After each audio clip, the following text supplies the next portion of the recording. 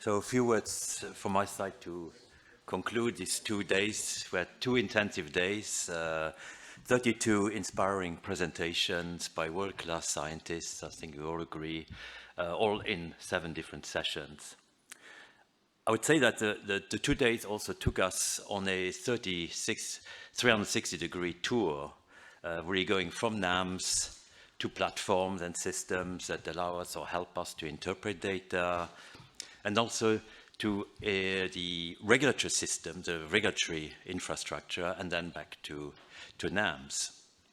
We also had some very inspiring presentations on artificial intelligence, on machine learning, and realizing the diversity of the different contributions of these, this artificial intelligence and machine learning tools can actually make to the process of data analysis, data interpretation, and their potential use in risk assessment. Plus, we also should not forget the number of very interesting presentations on high-tech methodologies. The 2 days also took us on a 360-degree geographical tour across the globe. And of course, this is thanks to the global coalition. This has been able only through having this global coalition. It helped us to understand that we all work in the same direction. We all want to implement NAMs. We're all in the process of developing new NAMs for regulatory use, for risk assessment. I think summarizing what has been presented over the 2 days now is, in the time that is available, is an impossible task. Therefore, I would like to share with you 3 personal thoughts that I see as take-home message for myself from this conference. And my first message is that is one of considerable progress. I mean, for those of you, I think I speak to the majority who have been following the field of NAMs for the past years, what has become really obvious is that the acceleration that we're witnessing, so the acceleration in the pace that we generate new knowledge, we develop new tools, we develop better performing tools, and understanding the power of those tools has been tremendous. It's also important to realize that the library of case studies, the library of proof of concept that have been done over the past years is also growing incredibly fast, and we're really bringing us to a situation where we have a lot of knowledge that we can translate into regulatory risk assessment. So yes, we are moving closer to the incorporation of these emerging tools in the regulatory arena and for decision making. The second message is that we cannot and we should not dissociate what I would say the in silico from the in vitro and from the risk assessment. And of course, in silico, I don't refer to QSA tools, but I'm talking about the whole AI machine learning that we've been exposed to over the past 2 days. I mean, what is very clear that is the increase in knowledge, the speed of progress is incredible, and it's really mesmerizing, and the opportunities also that artificial intelligence and machine learning can bring to chemical risk assessment and different sectors of chemical risk assessment. I mean, at the moment, there are too many to count. That's really a tremendous amount of progress we made there. And then my third personal message is that we are not there yet. It's correct, we have to admit, in the regulatory context, we're still not there yet. So we're moving fast. I can see the light at the end of the tunnel. I hope it's the end of the tunnel, not the train coming in my direction. But I think it's also important to be patient. I mean, we made this tremendous progress, but we should not run out of patience. We still have to invest more. And to be able to do that, we need to work together. We need to continue to work together. And really, for me, the Global Coalition is a true showcase for this type of collaboration. I've even, in those past 2 days, witnessed some discussions about new collaboration just emerging from the people present here, discussing different projects. And also the global collaboration needs to involve all stakeholders, all players in the equation. So we're talking about academia, we're talking about regulators, but we also need to bring in the industry. They're also investing considerably. But also at the end, we should also not forget society. It's also important that society is on board. And the whole thing needs investments, very important. We heard from Maurice that about €1 billion euros have already been invested, and it's important that also at that stage, at that level there for the investment, for the sponsors, that they don't run out of patients. So the investment is very important. This needs to continue. And then finally, for my side, to conclude, and Vida will then jump in. I mean, for me, it has been a real privilege, and also for EFSA, it has been a real privilege to be part of the global coalition. And we also want to thank the GCRSR for having accepted our proposal to host this year's GSRS conference, so the number 13, lucky number. And I also want to take the opportunity to thank the Scientific Program Committee for having worked together very intensely over many months to forge a program which I think has been very, very successful, but been very interesting with fantastic presentations. And also personally, I want to thank Vida and Taka also for the help they've given me throughout this process.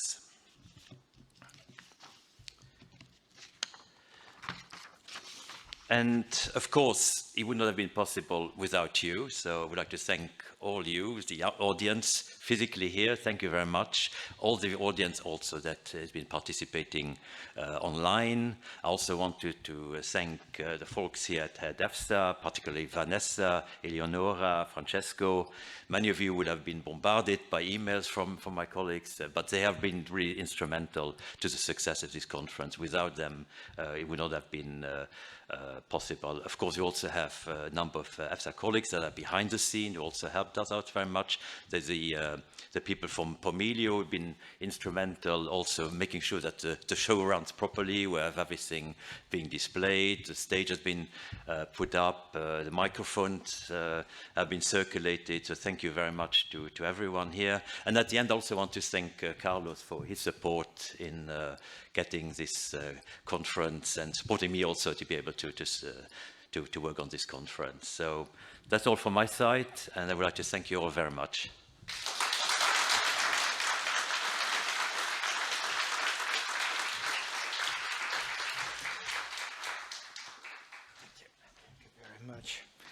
I'm going to change the hats a little bit and become the chair of the Global Coalition, which is co-host this conference. And I'd like to give a big shout out to George and his leadership, and to not only just taking care of all these logistics, but also develop a scientific program, and which I assume everybody is very much enjoyed. And I have to say, he is very fortunate to have a tremendous team work with him. We got Vanessa, Francesco, and Eleonora. They're just fantastic. Of course, nothing more important to have a good boss. That's Dr. Nevich, and for his support. I'm here actually to announce where we're going to have a party next year. So for that, I think I need to have a first slide, please, or just click. Oh, yes, sorry. All right, so actually secret already being out. Our commissioner in this yesterday in the morning already mentioned the meeting going to be in the Little Rock, Arkansas. Don't come here to looking for the baptistry in the Domo. And we do have a beautiful bridge to entertain you. So Little Rock is a state capital of the Arkansas. It's in the southern part of the United States, as you see in here.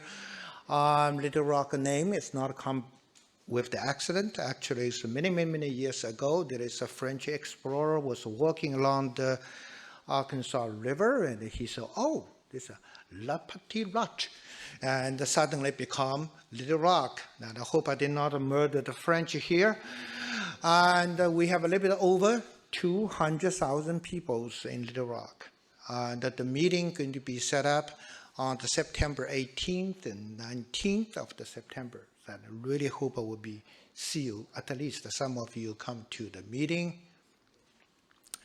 The venue going to be the Marriott Hotel in the Little Rock downtown area. And this hotel actually is very special. Before the hotel was being took over by Marriott, also called the Peabody Hotel, which is quite famous in the southern part of the United States. And in the everyday's morning, in the 8 o'clock in the morning, I believe, 11 a.m., and we have a bunch of the duck and roll out from the elevator, march to the fountain, and 5 p.m. they go back to the elevator and go to the penthouse on the roof of Marriott Hotel. Such a wonderful tradition was being took away when the Marriott was took over. So that was pretty bad. You won't be able to see it, but still it's a wonderful hotel just alongside of Arkansas River. And we have a conference room on the right side with a semicircle and facing the Arkansas River. We have a 3 conference room, and in the middle called the Conway Lecture Hall. They're going to be host the majority of the activity. And the semicircle, the hallway actually pretty big, and we're going to put the poster down there. So going to be have a lot of the fun. And Little Rock is not a big city, and you don't need to take a train from the airport hotel all the way down here. And at least you have some advantage. We do have a shuttle bus between the hotel to the airport. And also there is a lot of the hotel around the Marriott, so they all provided the shuttle service. So should be no problem to find the conference place. Well, there is a lot of things you can do in Little Rock. Now, only a few things you can do in the Little Rock. And if we're talking about Arkansas, we're always talking about the Tyson Chicken and Walmart and Bill Clinton.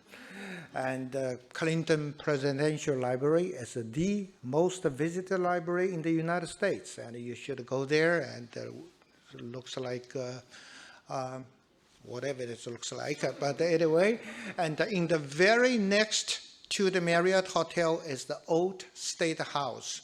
That's in the bottom left, that one.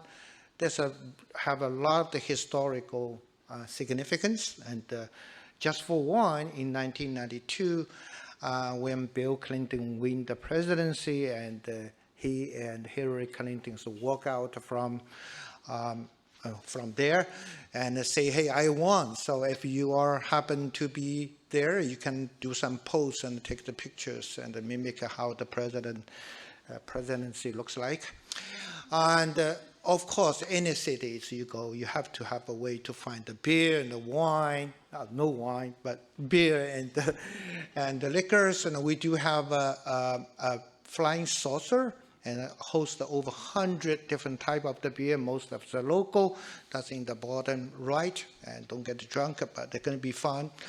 And if you really like the southern food, we have flying fish, and that was in the bottom middle one, so that's also very good.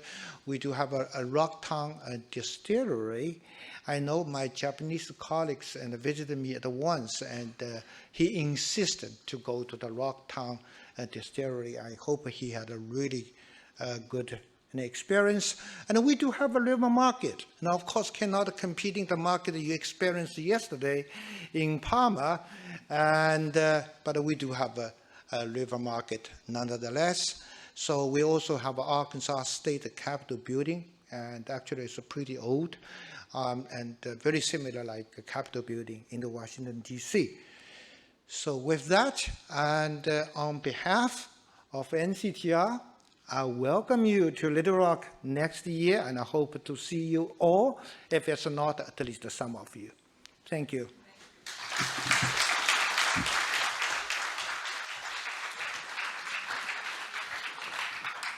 Thank you very much, Wada. Now I'm just like, damn, we have to wait 12 months. Good afternoon. I know it's just me before you can scream freedom. And probably in your program, it's actually not even me. It's my colleague, Nick Chris. Nick can unfortunately not be here today. But Nick runs our Enable department, which is where the place from where we develop our methodologies, we prepare our new tools, we implement our development programs. So I have the feeling, knowing Nick, that if he was here, after these 2 days, his first remark would have been something like, wow, game on, let's go. Because that's the message that I think I got from here. I think, George, thank you very much. You've summed up the science, so no need to go over that. But one does get the feeling of, wow, it is a lot that is happening. And with so much happening in so many fronts, as you've so very nicely commented, one can, of course, now leave you, and I should be a little provocative, the question, and now what? And I hope that this will not be answered by, let's meet in 12 months, and for the first time I see Gonzalo, and so what have you done for the last 12 months? Because with so much happening, this is the time to not let time go by. And I hope that the coalition, and I support now, I shouldn't say I hope, because now I'm actually also sitting there for EFSA, so it's my job to not hope, but get it done. But I hope we can reflect in some of the avenues that were open here today. And if I wanted to be optimistic and think a little, I would say from what I hear today, I hope that, I don't know, by 27, we will have embraced these digital transformations that we've heard, many of them here, and we will have converged. I'm not saying copy-paste, I'm saying converge. I hope that convergence has managed to bring us the connection we need with industry, with academia, to speed up what I heard here today are data challenges, methodology challenges, harmonization challenges. And even if we are quicker and more efficient, I hope that we will also, perhaps, have moved to solve one other issue, which is acceptability for some of these changes. We also addressed this today here in some of the presentations. It's not just about being quick and being more efficient, it's about convincing a lot of other people that this is a better way to go. A challenge for AI, but a challenge for some of these methodologies. And perhaps I hope that by 27 we will find another acronym, because at some point it needs to stop being new approaches. So we'll have to call it something else. But even, and picking a little what Thomas also challenges on the first day, AI is, we just need to get used to it. It's going to be there. It doesn't replace intelligence, it just brings extra intelligence. But what I think this meeting also shown us here today is something that I don't think AI can give us. And I'm going to say yet. I've learned to always say yet with AI, because you say they won't, and then yet, 2 years later they do. They cannot replace the chances that you've got to have a handshake, go outside after the presentation and over the coffee challenge him, and do you really meant that? What are you doing here? Could we talk more about it? And these interactions, the personal interaction that you build by trusting, by talking, by collaborating, AI will not solve that. I don't think NAMs will get you there either. And even the last organoids we've seen, while promising, won't do the job. And this is something that I will now challenge you all to cherish. This might be the best option to when I asked you, and so what now? So what now? Let's continue talk. Please continue to interact. These are solutions we all agree we need. It's not so often we get a room with such a broad geographical dispersion, so united in one common goal. Many of our heads of state are sitting in New York, also in a nice meeting, not so nice as this one, and they're not getting the same type of alignment we are. So we are predestined to do a good job. I want to say thank you to all, but I won't repeat what George said. But perhaps a very special thanks also to the people online. We've managed to have these breaks, the coffees, the cocktails, the chats. They've been on an intensive, non-stop 2 days of online Teams. And that is to be commended. So I would suggest from here we actually give them a hand of applause to all of those online.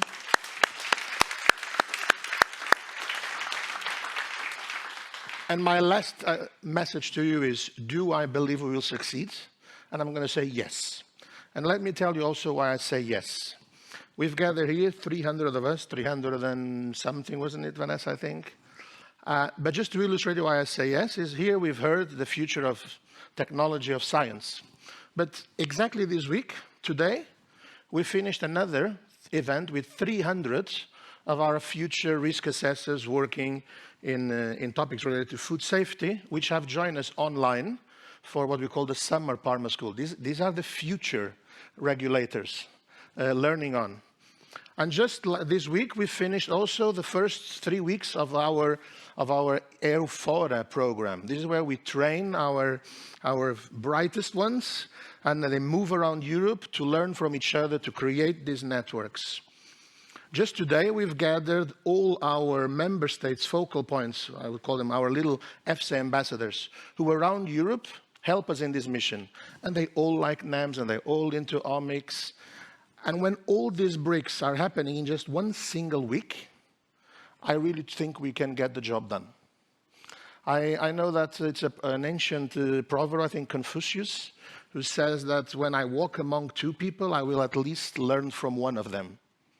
I'm happy that at least I walked among many. I think I've learned from all. I hope so did you. With that, safe travels, safe returns. For those stuck here in Parma, it's not so bad. I know some will not get their planes, but and without that, I will not say see you in Little Arkansas, definitely, but I will say see you next week, next month, as soon as possible.